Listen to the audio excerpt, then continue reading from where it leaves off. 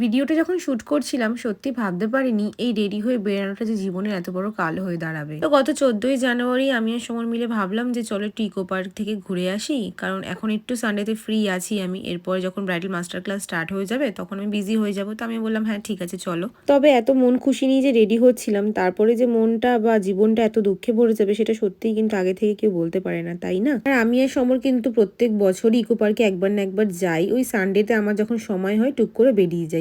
তবে এর আগে আমরা প্রত্যেকবারই যশোর রোড হয়ে বাইকও কিনে ইকো পার্কে যেতাম, কিন্তু এবার কি মনে হলো যে বেলঘড়ি এক্সপ্রেস ওয়ে ধরেই যাই। কিন্তু বাড়ি থেকে বেরোনোর জাস্ট 10-15 মিনিট পরেই ডানলপের কাছাকাছি আমাদের একটা বাইকে অ্যাক্সিডেন্ট হয়ে গেল। আর এই যে ভিডিও দেখছো করছিলাম, তো এটাই ছিল সেদিনকে শেষ ভিডিও। তারপর ভিডিও করা তো দূরের কথা, দুজনই বাইক ছিটকে পড়লাম, বাইকও পড়লো, সমরের মাথা ফেটে গেল, গল গল করে রক্ত, সে কি অবস্থা তোমাদেরকে আর কি বলবো। দেন হসপিটালে নিয়ে গেলাম, 14খানা সেলাই পড়লো মাথায়, ভীষণ খারাপ অবস্থা ছিল। এই ইনসিডেন্টে ছোট্ট করে তোমার সাথে শেয়ার করলাম। টাটা।